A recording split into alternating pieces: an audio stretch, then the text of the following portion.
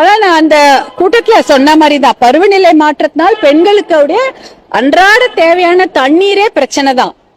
அப்ப அவங்க வேலை செய்யறாங்க, இப்ப விவசாய வேலை செய்யறாங்கன்னா அந்த விவசாயமும் கிடையாது. அப்ப என்ன பண்றாங்க, ஒரு நாளைக்கு தண்ணீருக்காகவும் வேலைக்காகவும் அவங்க பல மைல் நடக்கிறாங்க, பக்கத்து ஊருக்கு போறாங்க, இல்ல பக்கத்து நாட்டுக்கு வேலைக்கு போறாங்க, எத்தனையோ விஷயங்கள் நடக்குது.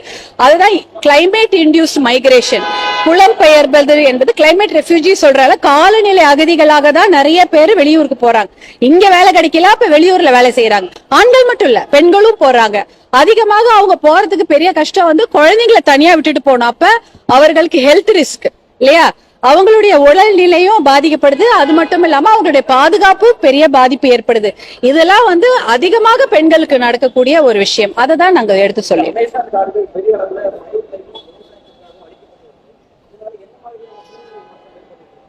ஆமா, நீங்க அங்க பயோடைவர்சிட்டியே போயிடுச்சே. காடுன்னா வெறும் மரம் மட்டும் எரியல, அந்த மரத்தில் வாழக்கூடிய பேர்ட்ஸா இருக்கட்டும், அந்த கீழே இருக்கக்கூடிய அனிமல்ஸ், மிருகங்கள், பறவைகள், அங்க இருக்கக்கூடிய பயோடைவர்சிட்டி, பல்லுயிர் பெருக்கம்னு சொல்லுவாங்க. மரங்களே அழிஞ்சு போயிடுது. ஒரு காட்டுல ஒரு மரம் இல்ல, எத்தனையோ ஆயிரக்கணக்கான விதவிதமான மரங்கள் இருக்கும், ரொம்ப வருடக்கணக்கான மரங்கள் இருக்கும், எல்லாமே அழிஞ்சு போயிடுது. அதுதான் ஒரு அப்ப உங்களுக்கு அதை எப்படி ரெட்ரீவ் பண்ணுவீங்க? அந்த அமேசான் மரம் நம்ம ஊர்ல வளருமா? வராது. அந்த ஊர்ல இருக்கக்கூடிய பறவைகள், அந்த ஊர்ல இருக்கக்கூடிய மிருகங்கள், அந்த ஊர்ல இருக்கக்கூடிய மரங்கள் தான் இருக்கும். அதுவே போயிடுச்சுன்னா அப்ப திருப்பி அதை எப்படி கொண்டு வர போறோம்ன்றதெல்லாம் பெரிய கேள்விக்குறி.